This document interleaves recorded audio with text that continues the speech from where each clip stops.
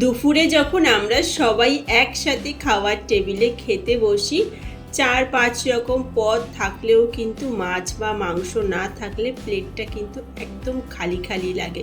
তো আজকে আমি বানাবো পমফ্রেট ফিশ ফ্রাই। খুবই সহজ আর সবথেকে মজার কথা কি জানেন, এইটা 6 থেকে 7 মিনিটেই খুবই তাড়াতাড়ি তৈরি হয়ে যায়। এখানে আমি একটা খালি প্লেট নিয়েছি, তার মধ্যে দিয়ে দিয়েছি 1 চামচ আদা রসুন বাটা, 1 চামচ ধনের গুঁড়ো, অল্প একটু জিরের গুঁড়ো, অল্প একটু হলুদ গুঁড়ো, অল্প একটু লঙ্কার গুঁড়ো, 1 চামচ বেসন আর অর্ধেক লেবুকে আমি ভালো করে চিপড়ে লেবুর রসটা দিয়ে দিয়েছি, 1 চামচ দই আর অল্প একটু ধনেপাতা কাটা।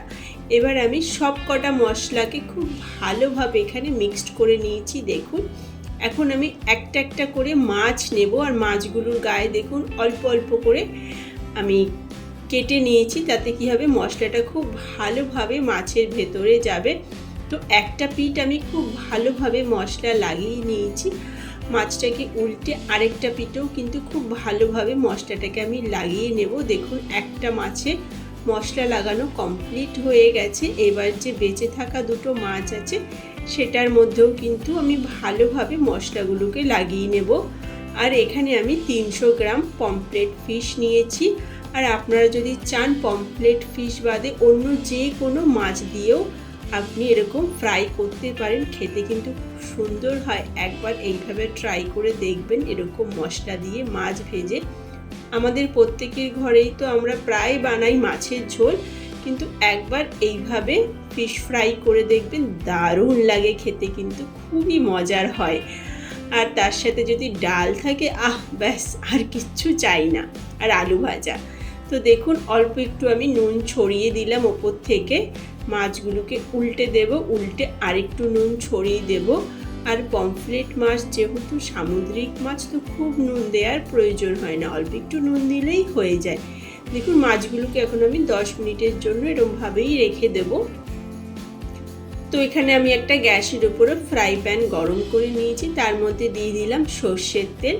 আপনার কাছে যদি ফ্রাই প্যান না থাকে, আপনি তাহলে যেই চাটুতে রুটি বানান সেটা নিয়ে নিতে পারেন, মানে যেই তাওয়াতে রুটি বানান সেই তাওয়াও ইউজ করতে পারেন। কিন্তু কড়াইতে ভাজলে না এত ভালো ভাজা হবে না, আপনি চেষ্টা করবেন তাওয়াতে ভাজবার। তো এক এক করে সবকটা মাছ আমি এখানে তেলের মধ্যে দিয়ে দিলাম। গ্যাসটাকে কিন্তু মিডিয়ামে রাখবো, গ্যাসটাকে কিন্তু হাই না, তাহলে কিন্তু মশলাগুলো জ্বলে যাবে।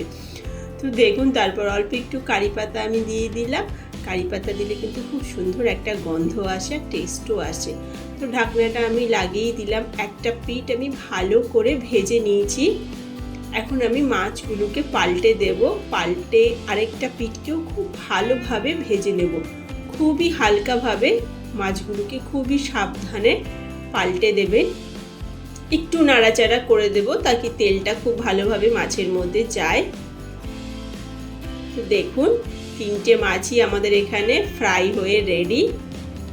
এখন আমি প্লেটে বার করে নেব। আপনারা চাইলে এইভাবে যে কোনো মাছকে বানাতে পারেন, খেতে কিন্তু খুব সুন্দর লাগে আর খুব মজার হয়।